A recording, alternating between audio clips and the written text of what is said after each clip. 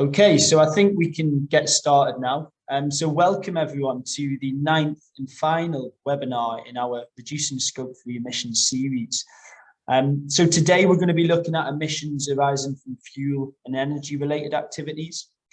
And just before we get started, I want to take this opportunity to thank our partners for the series, PA Consulting, Shoesmiths and Owen Mumford for the brilliant support that they've given us throughout this series. Just to mention as well, although this is the last lesson, the last session in our series today, we are planning a climate summit for October. So that'll be looking at nature-based solutions and the circular economy. So do keep an eye out for any updates in relation to that.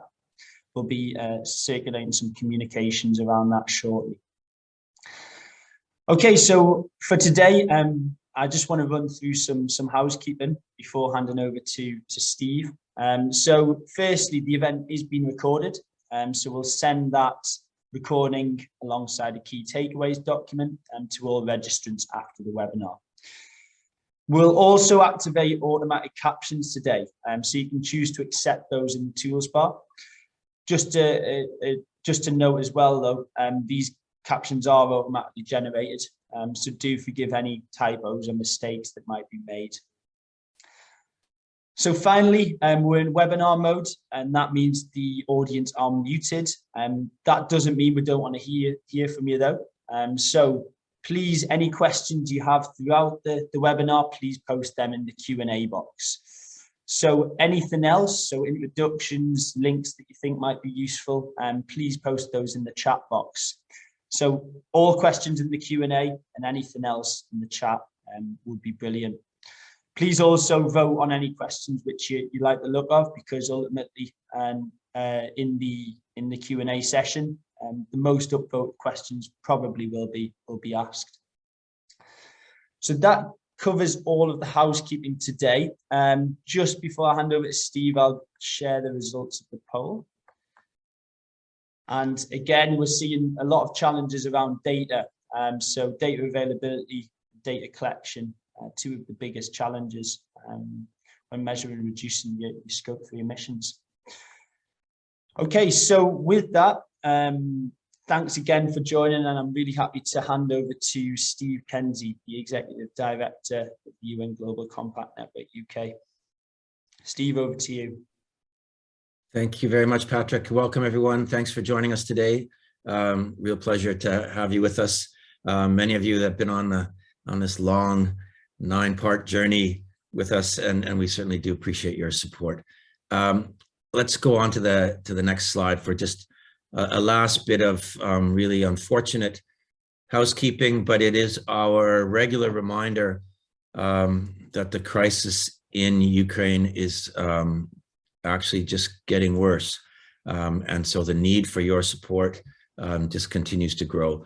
If you're not sure how you can support the humanitarian response around the Ukraine war, we've put some links, or yeah, there they are. Some links are in the chat. The UN Global Compact, along with the UN OCHA and the Connecting Business Initiative, have created a guide to give you some ideas of how you can contribute. We've also got some links in there to the UN High Commission for Refugees. If there's anything that you or your business can do to help, please make that effort. It's certainly most needed. Okay, let's go on to the next slide. And again, a regular part of these programs is that we're going to just take advantage of your attention, particularly those of you that are not already participating in the UN Global Compact, to just tell you a little bit about us and encourage you to perhaps learn some more. We are the world's largest corporate sustainability initiative, with over 16,000 companies participating around the world and another 3,800 non-business organizations that have made the commitment to our 10 principles of corporate sustainability. These universal principles are derived from UN treaties in the areas of human rights, labor, environment, and anti-corruption, and they provide a truly robust foundation for our initiative, which in turn can provide a really strong foundation for your own corporate sustainability work. If you're not already in the Global Compact, of course, we'd be very happy to speak with you. Do get in touch. Joining is quite straightforward. Your CEO needs to make 3 commitments. First, to operationalize the Global Compact principles throughout your organization. Second, to report annually on the progress you're making towards doing so. And finally, to support the wider UN development agenda, which at the moment is best represented by the UN Sustainable Development Goals. Our role here at the UK Network is to support companies that have made these commitments. Here in the UK, there are 800 organizations that have joined the Global Compact. That makes us the largest sustainable business network in the country as well. We seek to raise ambition for corporate sustainability and to enable practical action. We have 3 main work streams: business and human rights, climate action, and global goals. And we deliver more than 100 events every year to support our members and the wider business community to achieve corporate sustainability. We're going to tell you a bit about some upcoming events at the end. There are links in the chat for some more information. Do please get in touch. Okay, now let's get on to the program for today. As always, we have a fantastic lineup of speakers, and we'll be discussing today how to best measure and reduce your Scope 3 emissions associated with fuel and energy related activities. First, we'll hear from Olwen Smith, Global Lead for the Transition Accelerator from CDP and the Science Based Targets Initiative. Then we'll have Julia Creasey, Group Sustainability Director at Croda. And finally, we'll hear from Stephen Thompson, Environmental Sustainability Manager at National Grid. We're going to have brief presentations from all of those great people, and then we're going to go into a Q&A session. Very happy to see the Q&A already firing up. That's really great. Do please keep the questions coming into the Q&A box. Do also please keep an eye on that yourself and put a thumbs up on a question that you're keen to have us answer. Keep your comments, your invitations to connect on LinkedIn, and all other non-question activity in the chat box. That would be very much appreciated. All right, and now without any further ado, let's move on to Olwen. Great, many thanks, Steve, and good morning, good afternoon all. Many thanks for having me here today. As Steve said, I am the global lead for CDP's Transition Accelerator team, but I also sit on the Science Based Targets Initiative's corporate engagement team. And today I'm happy to give a short overview of the Science Based Targets Initiative and Scope 3 target setting within it, but then I'll focus in a bit on this particular category of Scope 3 on fuel and energy related activities. So yeah, looking at the initiative itself, for those that are less familiar with the SBTi, it was set up as a partnership between 4 founding organizations in 2015, and they are CDP, WWF, WRI, and the UNGC. And the SBTi was really founded with the goal of driving ambitious corporate climate action, and doing so by enabling companies to set targets that are based on what the latest climate science says we need in terms of emissions reductions. We've seen a huge increase, and on the right-hand side of this slide here, the graph depicts it. There's been a really, really strong uptake in companies setting science-based targets over the past 1 to 2 years particularly. So on average in 2021, the SBTi had 3 times the number of companies each month actually getting their targets validated through the initiative. And really we've seen science-based targets emerge as quite a gold standard in terms of companies' targets. And we're seeing that stakeholders like investors or purchasing companies are increasingly expecting their investee companies or their suppliers to be setting these targets, so that they are really future-proofing their business and making sure they can decarbonize in line with what science tells us is necessary. So if we move on to the next slide to just cover what a science-based target is. This is a clearly defined pathway for a company to, or a financial institution, I should say, it covers both types of organization, to reduce their GHG emissions in line with what the latest climate science says we need to keep global warming to within 1.5 degrees. So putting it kind of in more simple terms, we often say that it helps an organization to know how much and how fast they need to reduce emissions. And there are two types of science-based target. I'd just like to quickly distinguish. The first is a near-term science-based target, previously often just referred to as a science-based target. These were the first type developed back in 2015 with the launch of the initiative. And these are 5 to 10 year target horizons or timeframes. And the reason is really to break down a longer term goal into these shorter term steps, let's say, or timeframes to drive better accountability in the short term and help facilitate the near term decision making. Then the second type, and these are a newer type of target from the SBTi, are long-term net zero targets. And this is where a company is committing to reach a really deep point of decarbonisation by no later than 2050, and then to remove the residual emissions that would be likely no more than 10% at that time. And then the final element of this slide to just briefly touch upon is that we increasingly hear that there's a huge importance on demonstrating action against targets, not just setting the targets and forgetting about them. So that's why it's crucial companies annually disclose their emissions each year to show to their stakeholders how they're performing against target setting. So on to the next slide, I'm going to very quickly run through this, which is basically a recap on the fundamentals of GHG accounting, basically to clarify that the SBTi points companies to use the GHG Protocol, the corporate standard for Scope 1 and 2, and then the Scope 3 standard on value chain accounting for Scope 3, which is particularly relevant for today. So we can dive then into actual target setting onto the next section now, and I'm going to be honing in particularly, given the topic of today's webinar, on Scope 3 target setting. So the SBTi acknowledges that, as even we saw in the poll today, there are more challenges usually for companies in data availability when it comes to Scope 3 GHG accounting, and therefore target setting, and often as well there's less direct influence. And so with that in mind, there are different requirements for Scope 3 targets and a little bit more flexibility than when it comes to Scope 1 and 2 target setting.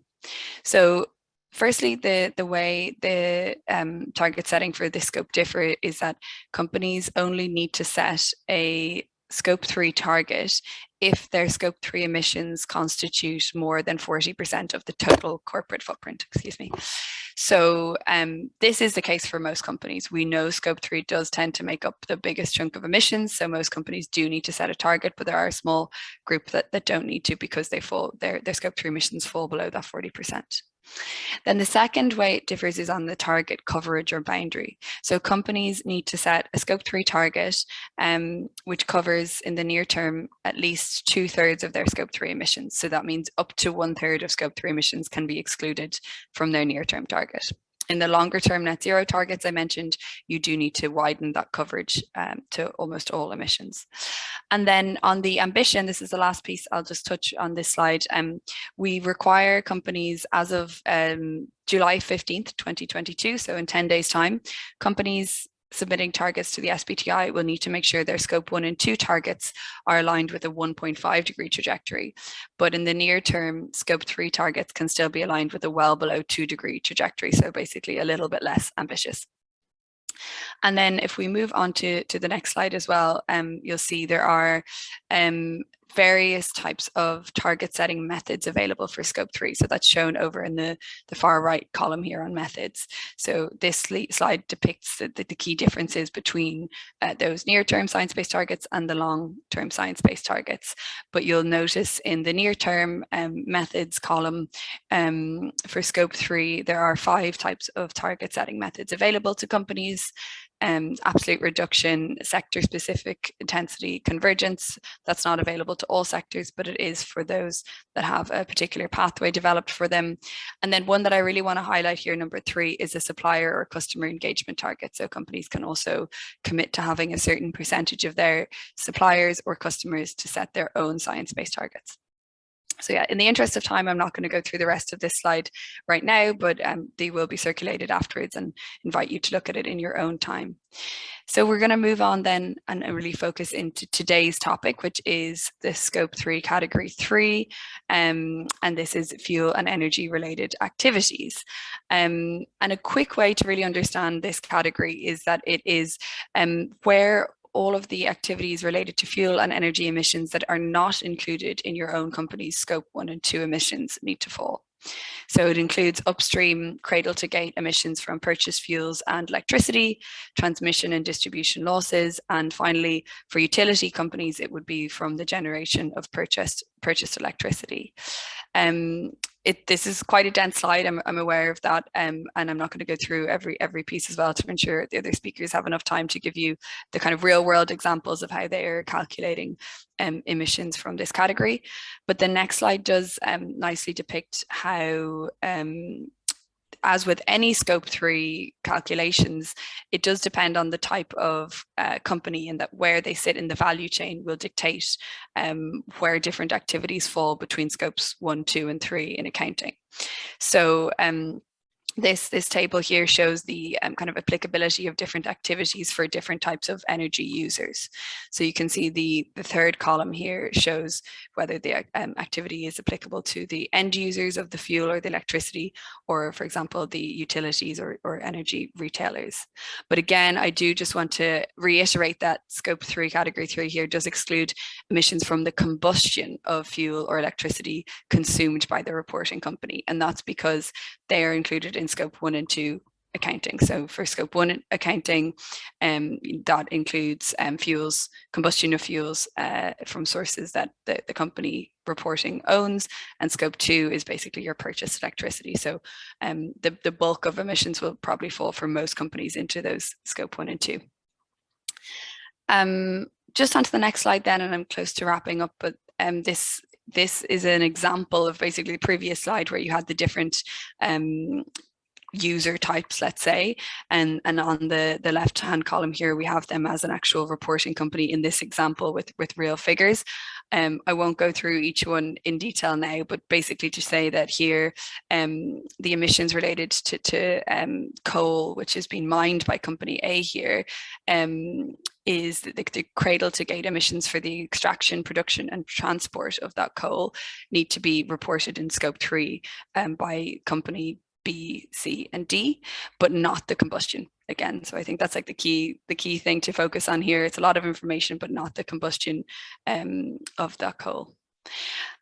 On to the next slide now, which is just to give some examples of targets that have been set by companies which explicitly mention this scope 3 category. So these are near-term science-based targets. The first two, we have KDDI, which is a telecoms company, and they have decided to have one absolute reduction scope 3 target, which covers just 3 of their scope 3 categories. That's category 1, 2 and 3, purchase goods and services, capital goods, and then the category we're discussing today, fuel and energy activities.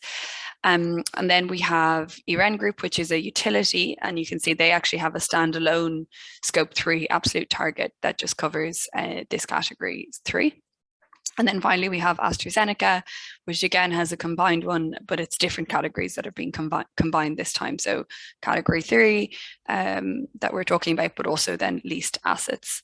And you can see here, these targets demonstrate that there is that flexibility in approach to scope 3 target setting to ensure it best suits your company's value chain. So this is my final slide then, the next one, which is really more of a signposting slide to just let you know that there are a lot of resources available to help you in this. The first one, which isn't linked here because it's not a science-based targets initiative resource, but it's the GHG protocol. You really need to lean on that as the first point of call for any of these calculations. Look into the chapter 3 of the scope 3 one to understand more about accounting for this category. But then the SBTi has plenty of resources to help you on the next step, which is setting the targets. And I just particularly highlight the UNGC e-learning course here in point 4, which there's one on the basics of science-based targets and another new one on the net zero standards. So really encourage you to look at those. And that's all from me. Back to you, Steve. Thank you very much, Olwen. Super clear as always on a very challenging topic. Thanks everyone for all your questions. I can see we're going to really need your help with the upvoting because it looks like it will be a challenge to get through them all. So do please keep an eye in there. Do please post your questions in the Q&A box and not in the chat. And a final point that I was supposed to make earlier when I did introductions, Olwen is going to have to leave us at 11. So if you have questions that you want to direct her way, don't leave it until 10:59 because they're not going to get answered. She's just, she kindly stepped in for a colleague who was unable to join us. So that's all for an update on the questions, and let's move right on now to Julia. Hi everybody, thanks very much for having me today. So I'm Julia Creasey, Group Sustainability Director for Croda.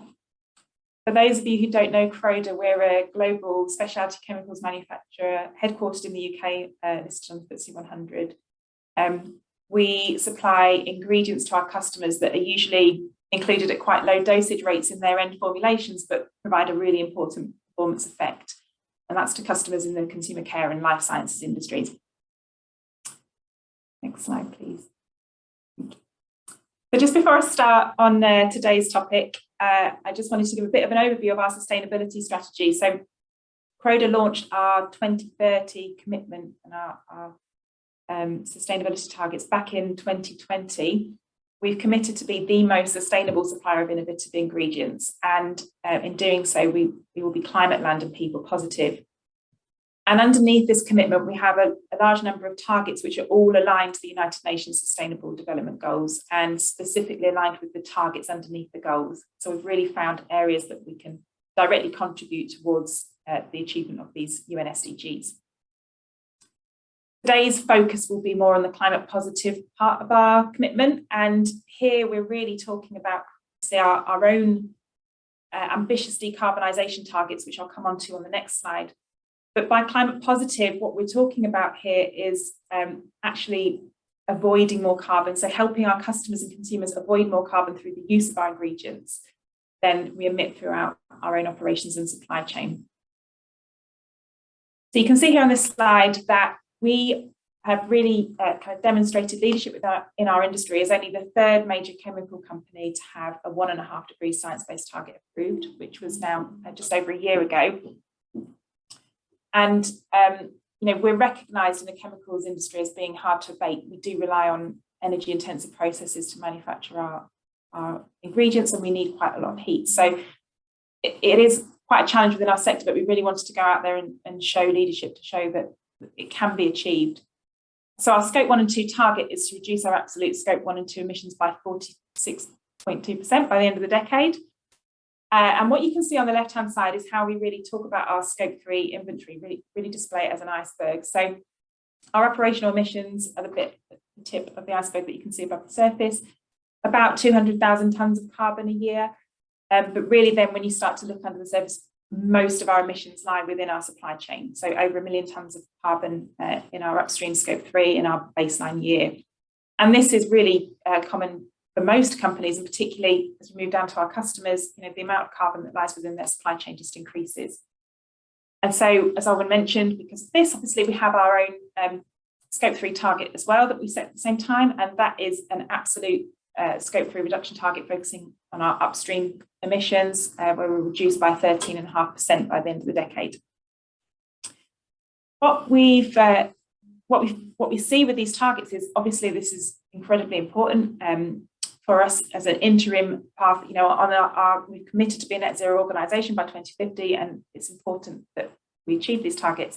But also we're seeing that it's adding real value to our customers. So by the time we get to the end of the decade, when we've achieved these targets, the average carbon footprint of a Croda product going to a customer would have reduced by 35%.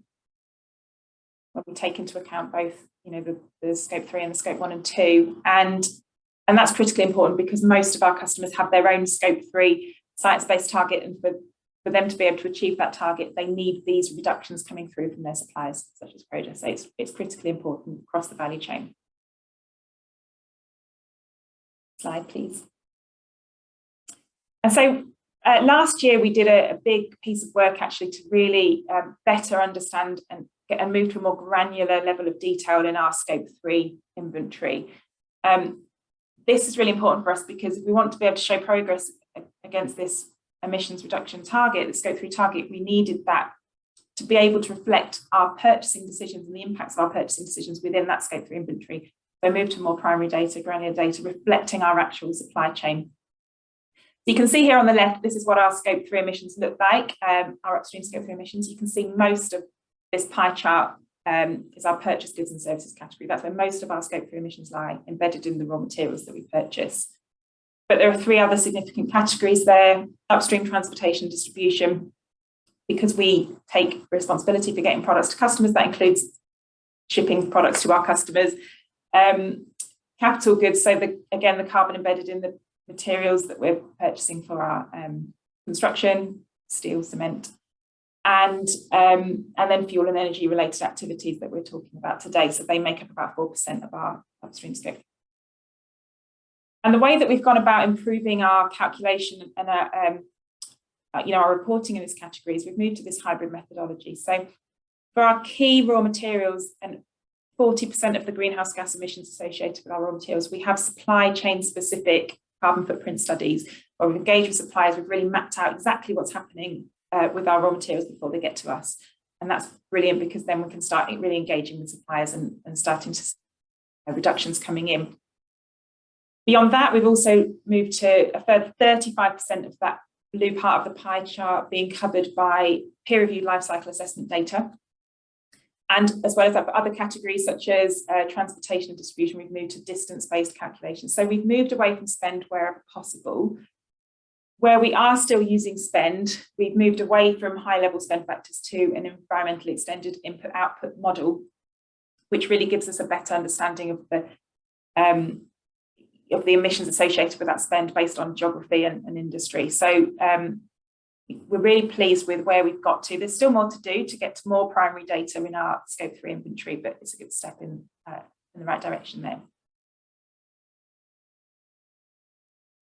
So when we think about the fuel and energy related activities category, I guess, kind of think, well, we've got our emissions reduction target. So the two things should have a kind of direct correlation. And when you look at the left of the slide here, what you can see is that we're making good progress on our science-based targets journey. So since our baseline year, we have reduced our Scope 1 and 2 emissions by 12.7%. So we're about bang on track so far on our 1.5 degree target. And that's, as you can see, being driven by this move to renewable electricity. So that move away, the green bar, the market-based Scope 2 emissions has reduced there. But actually, what's interesting is that then if you look at the Scope 3 category, the fuel and energy related activities category over the same time frame, we've actually seen the opposite trend. So those emissions have actually increased by 11.2%, even as we've decarbonised our operations. And so I think if we move on to the next slide, we can break this down in a bit more detail to try and understand that. And what you can see here is, if you look at these two different bars, if you look at the red and the green part, these are the emissions associated with our electricity consumption. So between 2018 and 2021, our consumption increased by 8%, but we saw a big increase to sourcing renewable electricity over that time frame. And so because of that, the well to tank emissions associated with our electricity consumption have reduced. Transmission and distribution losses, not so much. But then when you look at the bottom part, the blue part of the chart here, this is looking at our fuel consumption. So as a business, our fuel consumption increased by 1%. But within that, obviously natural gas consumption went up further. But we saw this kind of out of proportion, a proportionally larger increase in this well to tank emissions part of the bar. And actually, when we drill into that, what we can see is that over that time period, the DEFRA conversion factor that we use when we're calculating the fuel and energy related activities category for natural gas increased significantly. And when you look into the kind of methodology behind that, that's because of an increase in the amount of LPG imported over that time frame for natural gas production. So what you can see is obviously if we're using natural gas, and I should have mentioned the way we report on this category is that each of our manufacturing sites report quarterly to us on their actual energy consumption across all of the different fuel types and electricity, and we apply either the DEFRA or the IEA conversion factors to that primary consumption data. You can see that whilst we're consuming natural gas, and those emissions associated with that, with getting that natural gas to our sites is out of our control. And you can see here that that's led to this significant increase in this part of our Scope 3 reporting. Next slide, please. So what are we going to do about enabling Scope 1, 2 and Scope 3 decarbonisation? The big focus for Croda and for all organisations really is on that reducing energy use. You can achieve your science-based target without reducing energy consumption, but it's really important, particularly as we start thinking about the move to net zero, that we do focus on the actual amount of energy consumption within our organisation and reduce that. If we reduce that, then naturally we'll see a reduction in this Scope 3 category. And then clearly, as you move down the energy hierarchy, there's things like increasing energy efficiency, next most important step. And finally, what we should be looking at as we decarbonise is that replacement with alternative sources of energy. Now, this can help. There are certain fuel sources that are waste and have zero well-to-tank emission factors. And of course, with renewable electricity, we can reduce those well-to-tank emissions. But, as we're thinking about decarbonising, we're really trying to keep this energy hierarchy in mind all the time.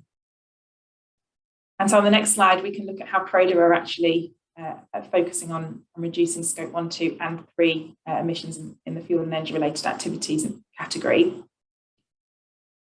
Each of Croda's manufacturing sites has a decarbonisation roadmap which shows how that site will halve their emissions by the end of the decade.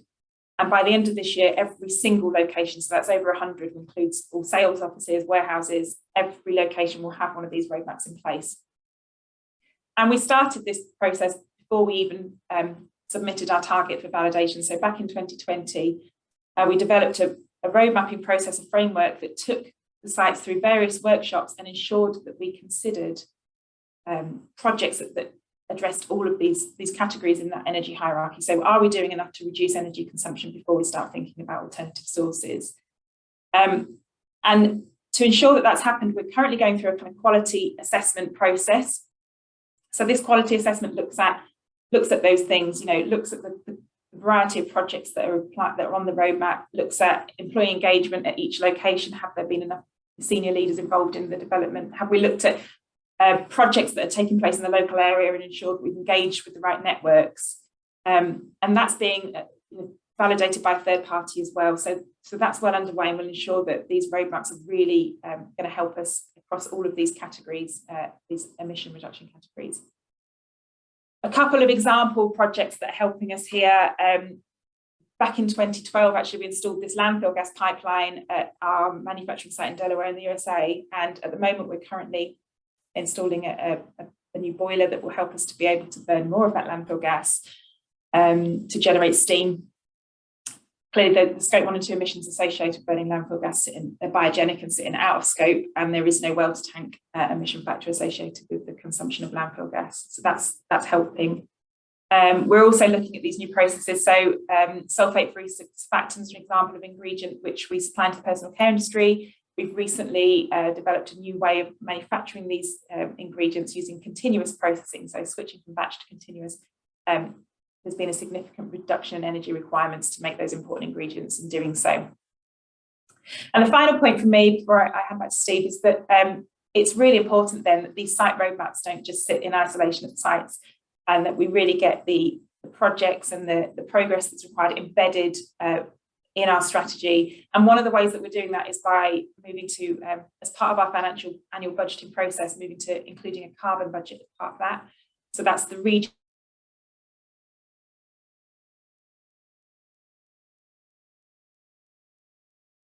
So that includes these projects that are coming through on the roadmaps, but then also brings in,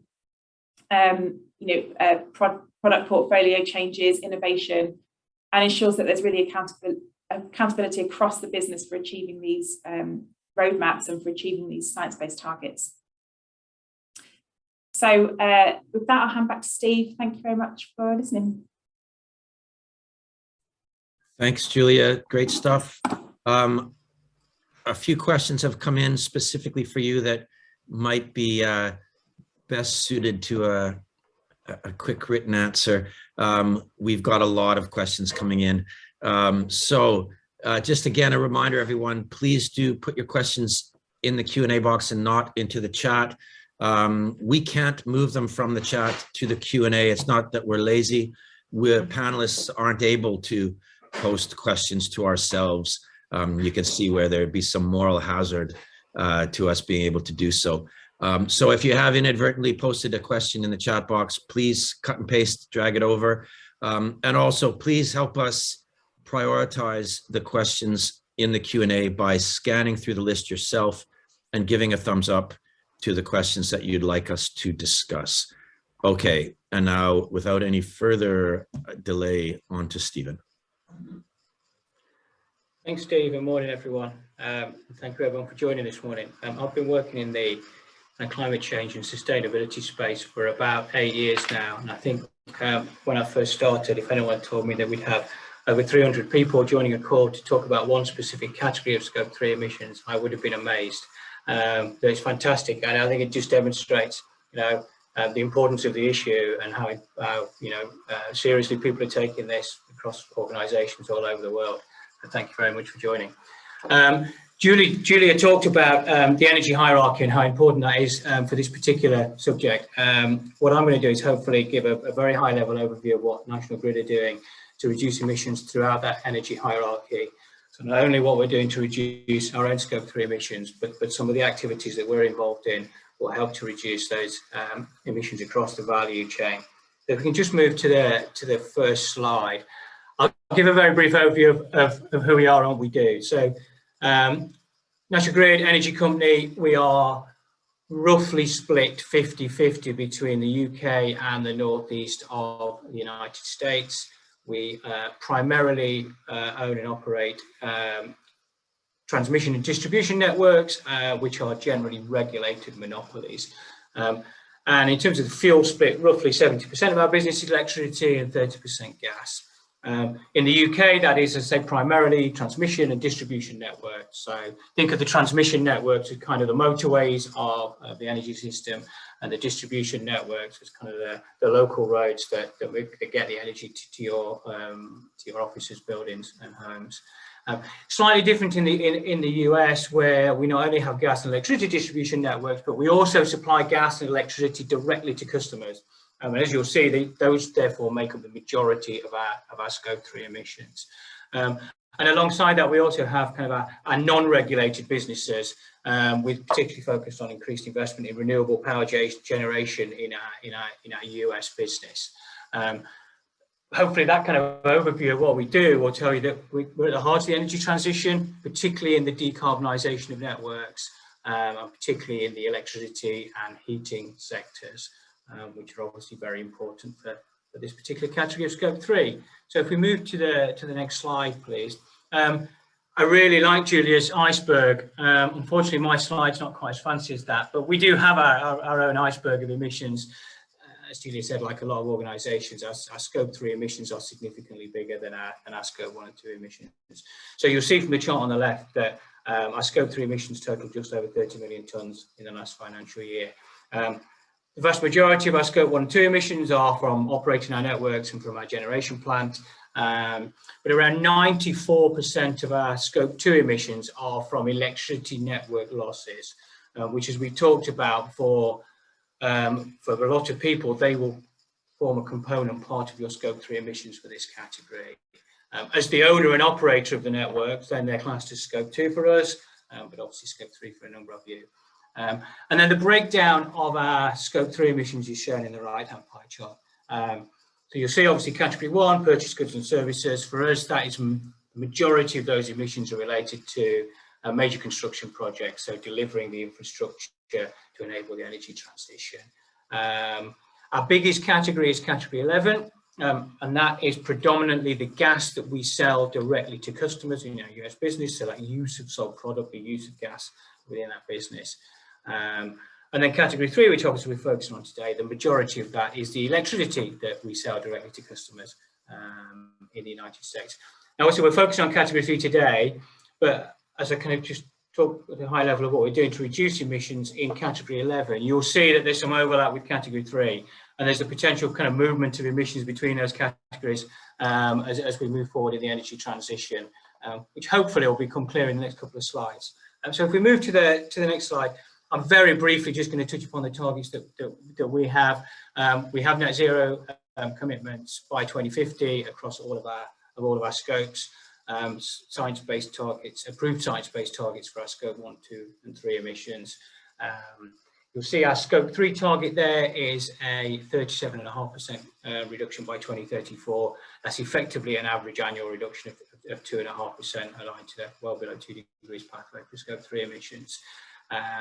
But the energy sector is obviously at the heart of kind of decarbonisation, and generally, if you look at kind of our energy transition plan, you would expect to see that running order of the decarbonisation of the power sector, decarbonisation of transport, and in the medium to longer term, the decarbonisation of heat.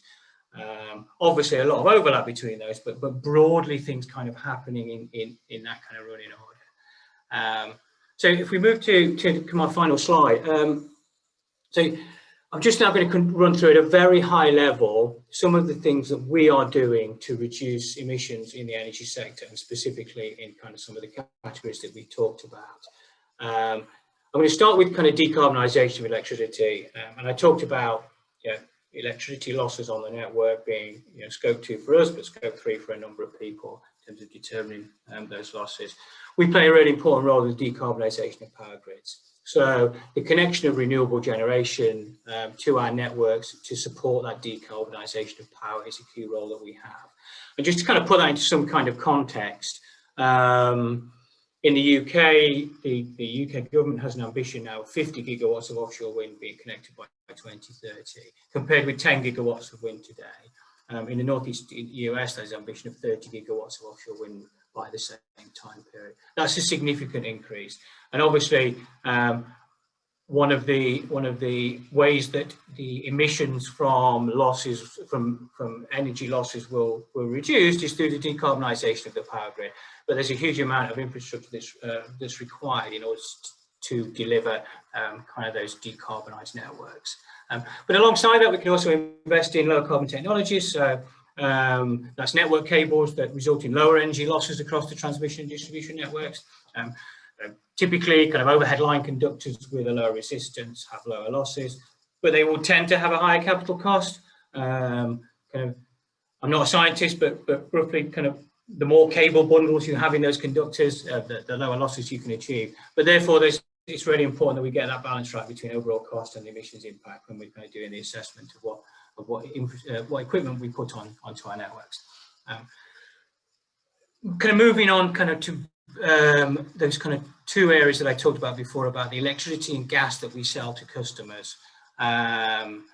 The electricity we sell to customers, obviously the decarbonisation of the power sector will help to reduce those emissions. But as Julia talked about, it's really important to focus on the energy consumption aspect of that calculation as well. We have energy efficiency programs for all of our customers that offer things like energy efficiency assessments to understand where they're using their power, but also kind of providing financial support for more energy efficient home appliances, for connection of heat pumps, and for smart building controls for some of our bigger customers. And so it's really important to focus on both sides of the equation. And we have a role to play in both, reducing energy consumption and reducing the carbon intensity of that energy that's consumed. And just to finish off, I'm then going to talk about something that we recently published called our Clean Energy Vision. Now, this is primarily for us focused on category 11, but as I said earlier, it does link back to category 3, but I also think it's kind of important because this will affect kind of potentially emissions across the entire value chain. What that Clean Energy Vision sets out is how we believe that we can achieve zero carbon heat by 2050 in our US business across our distribution networks in terms of supplying energy to customers. Now, the decarbonisation of heat is probably one of the biggest challenges we face in terms of reducing emissions.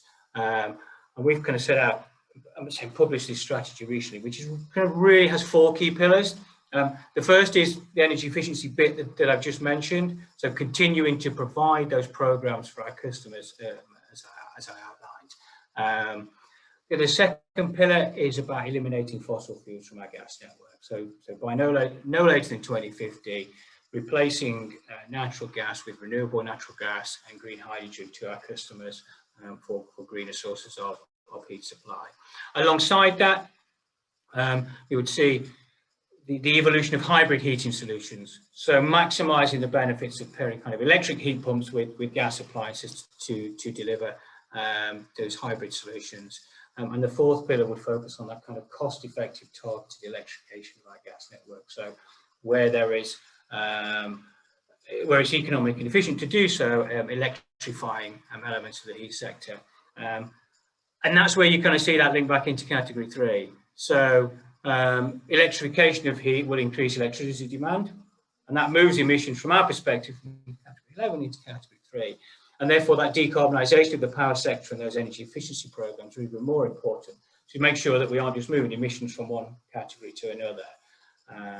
The thing I should stress, of course, is that all of those pillars need continued and developing regulatory and political frameworks to support them. As I mentioned before, the decarbonisation of heating in both the UK and the North East US is a huge challenge. We need to be very closely with our regulators in particular to make sure that the frameworks are in place to enable what we believe is that credible pathway to zero carbon heat to be achieved. So kind of just to finish off in summary, we've recently published a climate transition plan that we believe sets out the kind of that pathway to how zero emissions across the sector and both upstream and downstream from our activities can be achieved. And it's a combination of the actions that we can take ourselves as a business, but also that kind of wider decarbonisation of the energy sector that we're required to reduce emissions across the value chain. Thank you very much. Thank you very much, Stephen. Thanks again to everyone for all of your questions. Again, a plea to have a look in there, give some thumbs up to the questions that you like the look of.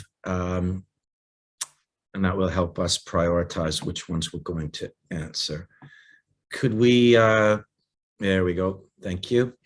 Now the first question on our list from James, I'm hoping this one might be a quick one to answer.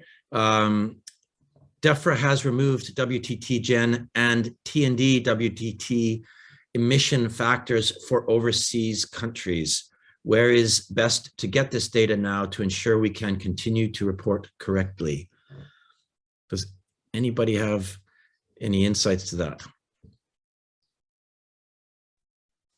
Happy to jump in. I know there are, so the SBTi, maybe just to start by kind of caveating, the SBTi doesn't give official recommendations of emissions factors data sets to use, but I know that there are some available from the IEA, the US EPA as well, and I think the IPCC. So hopefully they would have more international data. Perfect. Thanks, Olwen. And maybe, maybe Ali, we could get some links to some of those if you can manage that. Julia, Stephen, anything to add to that, or shall we? Let's move right along then. The next question from Tracy. Some of you may have noticed I started writing an answer, but there are so many votes, and it's a really fundamental question, and I think it's something it really should be discussed, perhaps in the plenary, as it were. And Olwen, I think I'll probably come to you first because you've spoken on this very eloquently in the past. But from my bit, let me just say, the double counting is not a problem; it's a feature, and it's probably one of the most important tools we have in mobilizing action on climate change. But Olwen, do you want to come in on this? Yes, happy to. I mean, I think you already covered it, Steve, but really the whole GHG protocol accounting system is created in such a way that the same emissions are accounted in one company's scope 1 or 2 and another company's scope 3, and that's intentional.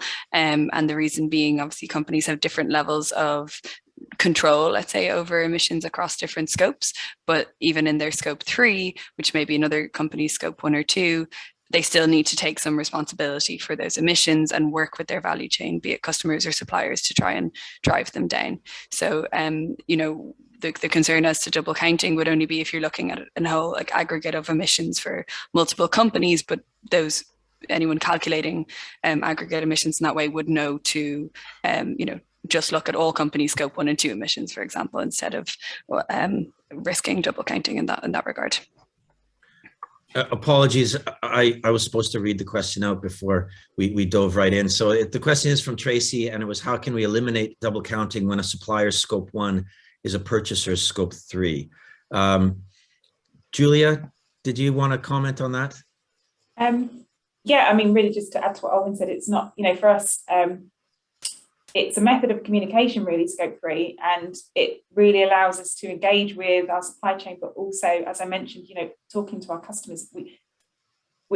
It's all double counted, but it's really critical for being able to understand, and drive that engagement and put pressure on your supply chain where needed.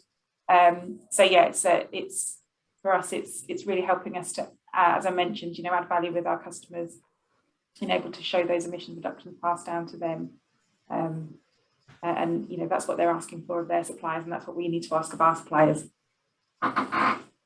Maybe, Stephen, there's a similar question about double counting a little further down from Susie. So emissions ownership is double counting. So is double counting across scopes a positive rather than a problem? We've addressed that. But then it goes on to say, does it get used as an escape mechanism? I'm not quite sure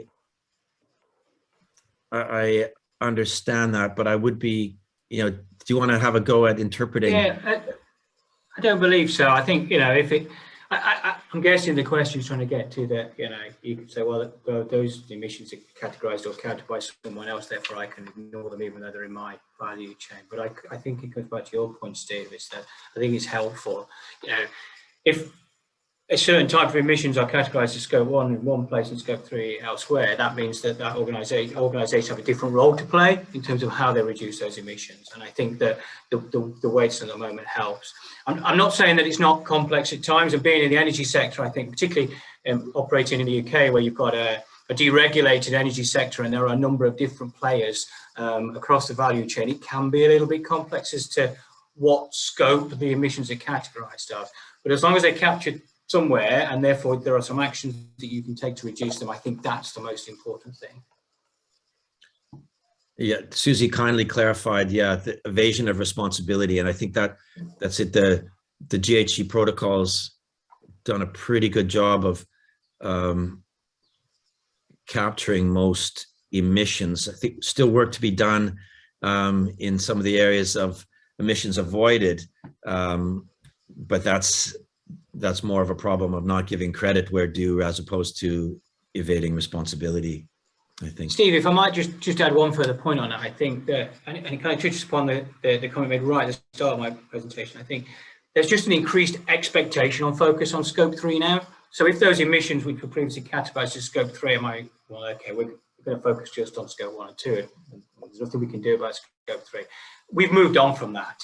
And now there's an expectation, and it's set out by the Science-Based Targets Accreditation, that you have a scope 3 target and that you therefore are taking actions to reduce those. So I think that kind of ignoring them because they're categorized in a certain way is just not really possible anymore for a company.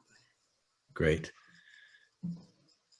Shall we move on? Any more to add? Okay.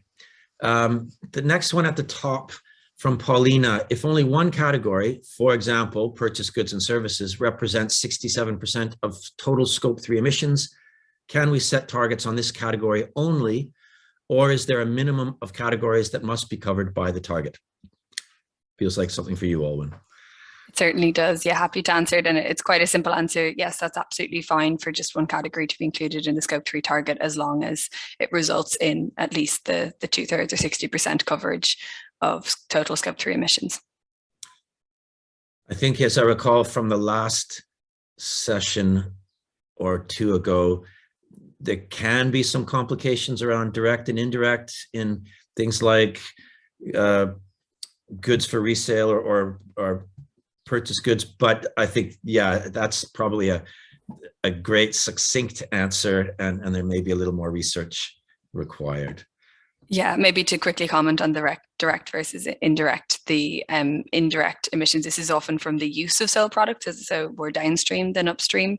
For example, if you have a piece of clothing and you need to wash it, as to whether the washing of the clothing is counted as the use of the product or not. And actually the washing of the clothing is indirect use of the product.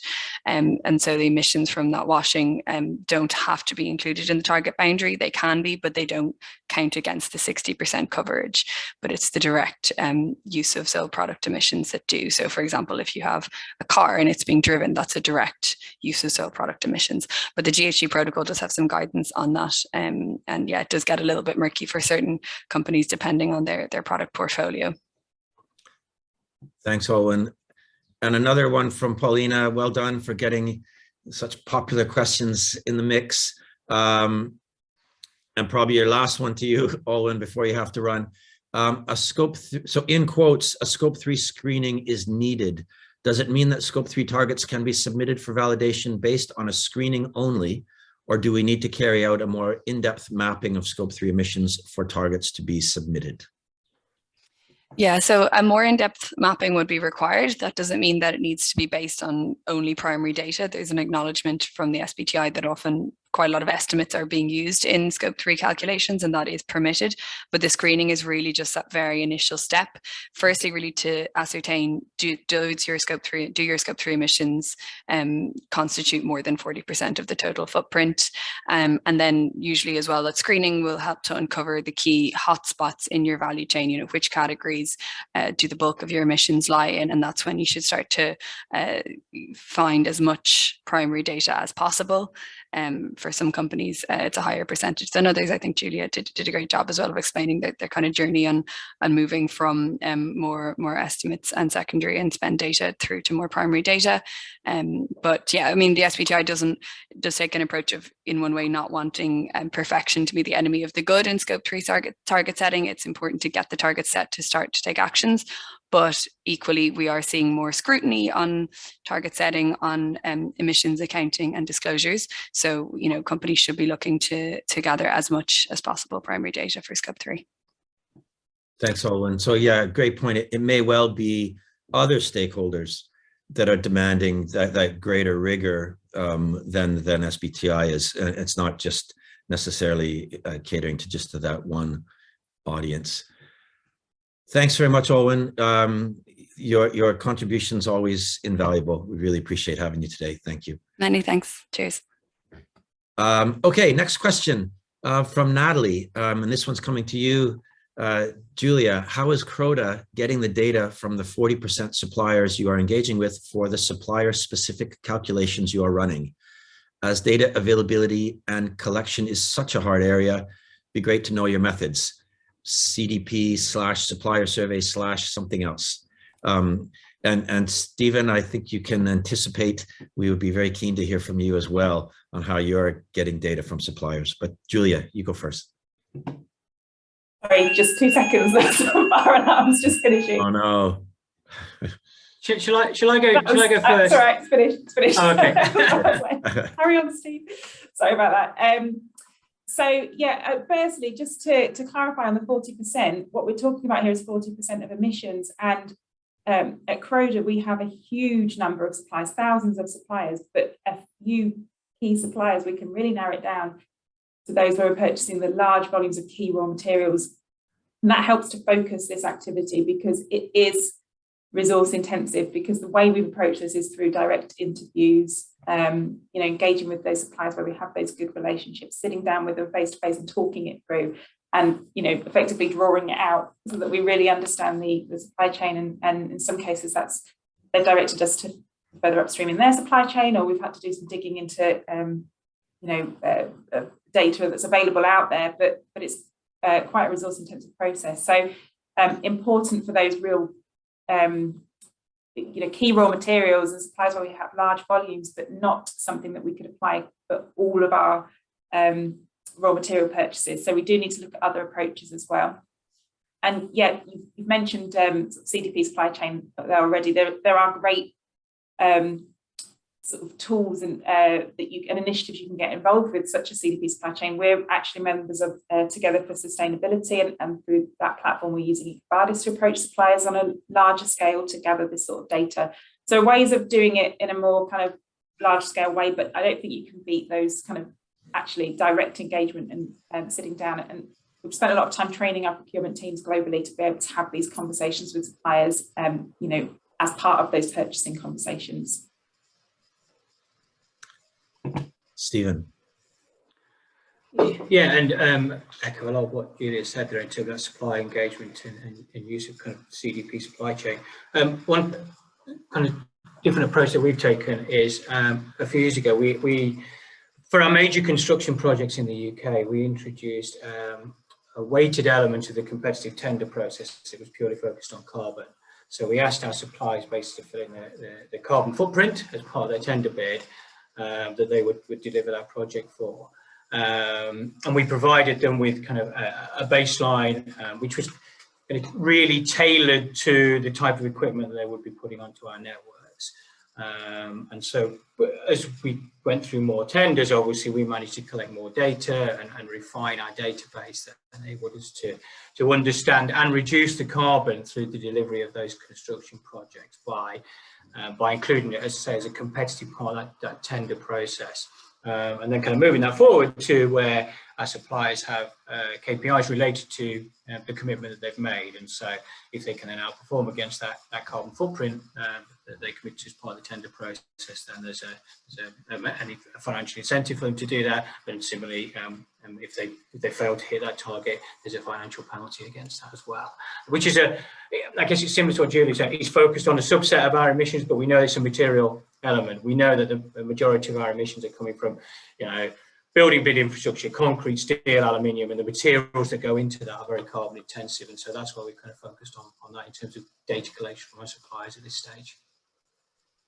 And I think we have to really acknowledge and accept that materiality is absolutely essential, an essential criteria, isn't it? It's just the diminishing returns from going after every supplier. It just would probably end up in very much suboptimal outcomes. So that being a bit more selective is a quite legit. Okay, let's Sarah, the next question on our list from Sarah is a little more specific. What types of questions did you focus on in your supplier studies? How hard was it to get hold of this data? Maybe Julia, do you want to start?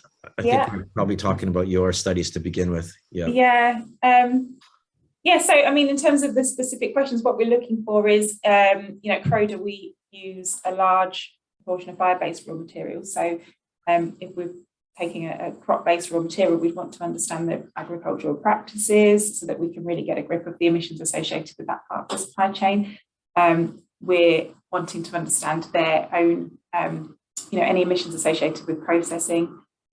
Electricity consumption isn't renewable, you know, down to the rapeseed.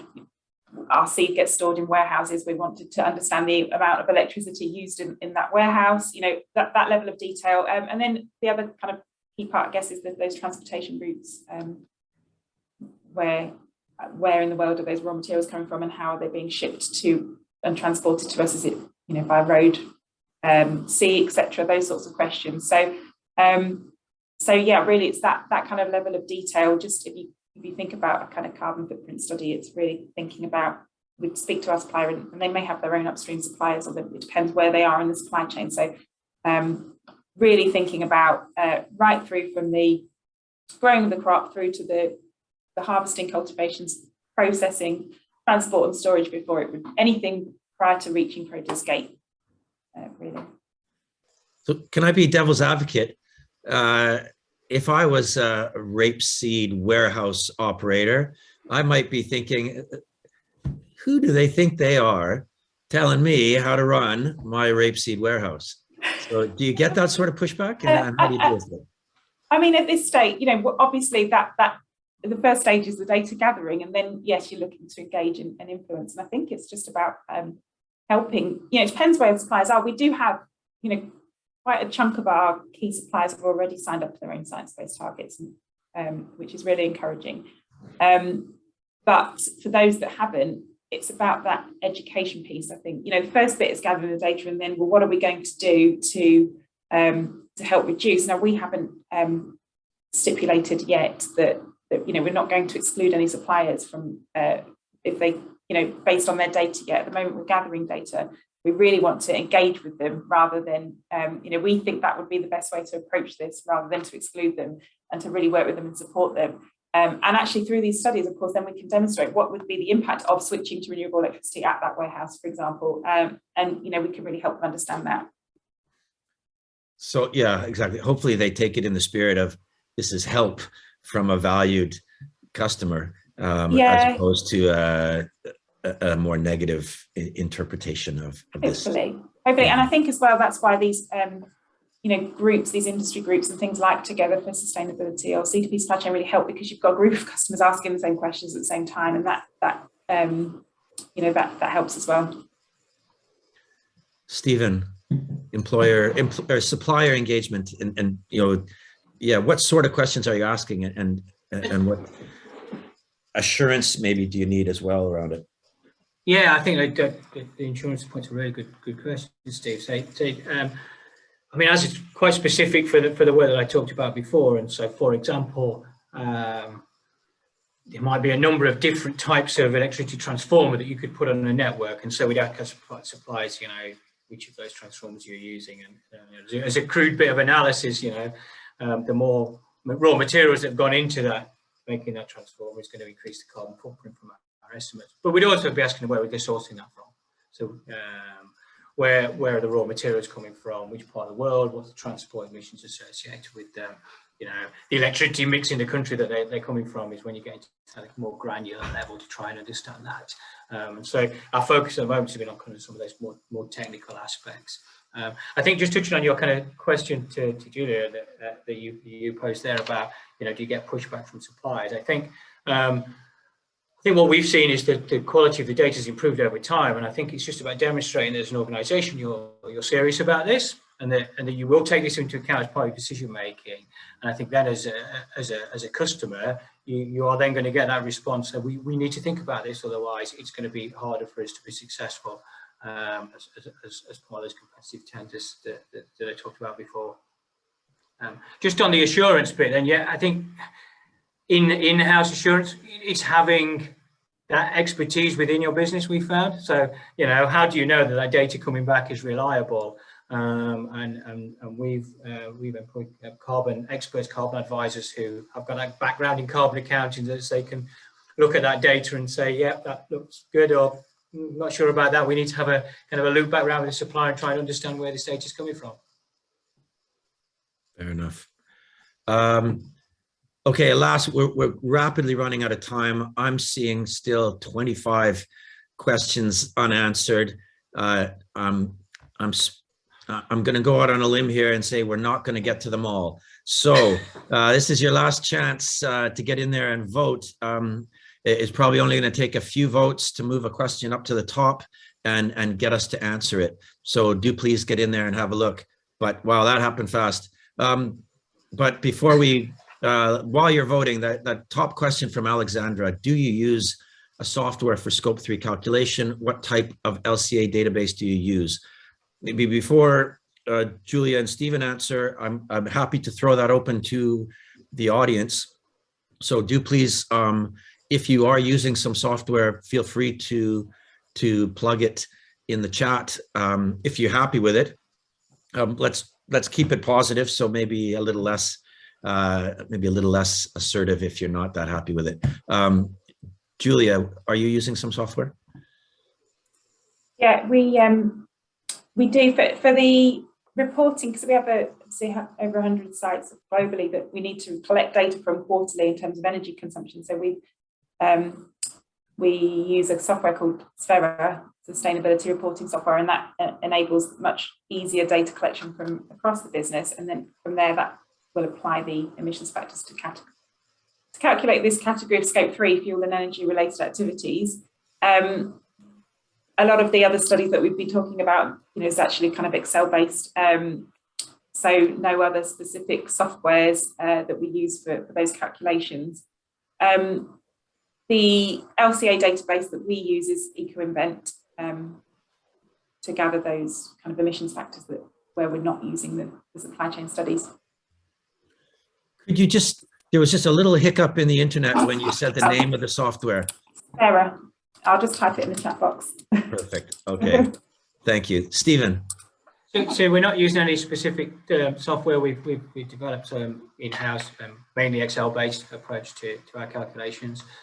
That's not to say that in the near future we won't move to something. I think as we see the increasing importance and complexity of this, I think that's probably likely.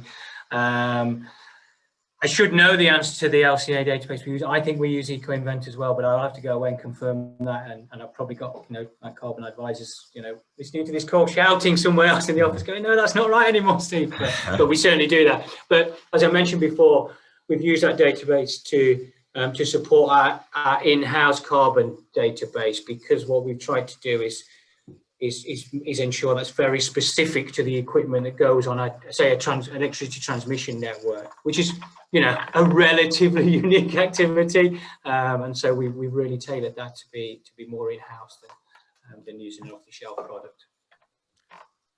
Okay. I just don't think we've got time for any more. We have a few more slides to get to and lots of people to thank. So Julia and Stephen, in the final couple of minutes, if you can knock a couple off in writing, be my guest. We will do our best to follow up with the unanswered questions and try to get back to you and include them in an appendix to the key takeaways. Julia, thank you so much. Stephen, likewise, thanks so much for your time and for sharing your insights so generously today. Thanks to Olwen and the SBTi in absentia. Thank you to our audience for being so engaged and giving us such a great bunch of challenging questions to work through. I'm going to give my thanks to our series sponsors, as this is the last chance I'm going to have to do so. Owen Mumford, PA Consulting, and Shoesmiths, and we had some support from Cynal Cymru and the ICRS in promoting this event. So really can't thank you all enough. And now I'm going to hand it over to Patrick to see us out. Thanks, Steve. Thanks, Julia. Thanks, Stephen. That was a brilliant session. And also thanks to the audience for those brilliant questions coming in. Thought it was a really great Q&A. So yeah, just to echo my thanks as well for the partners of our series. So Shoesmiths, Owen Mumford and PA Consulting. They've provided us with brilliant support throughout the series. And also thanks to the media partners, as Steve says, Sustain Wales and ICRS have been really helpful during the series. So, as I said at the start, this is the last session in the Reducing Scope 3 Emissions series. That doesn't mean you can't still access the recordings though.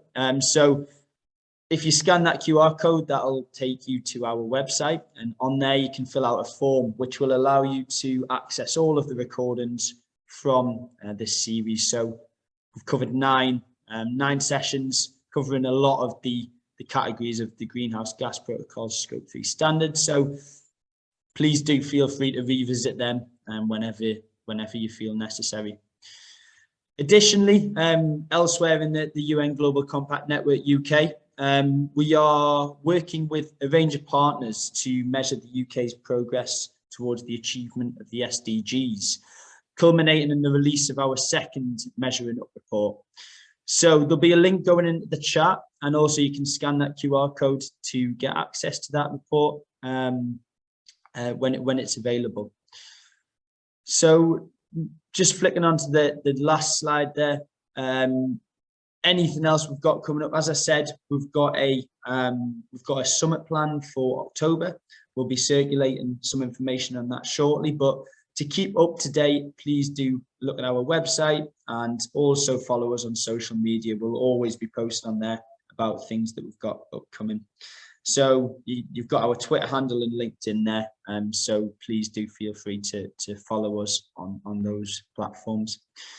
So that brings the session to a close. Thanks again to the audience, thanks to the speakers, and thanks to Steve. I think it's been a really good series. So I look forward to seeing you at our next bit of programming. Thanks.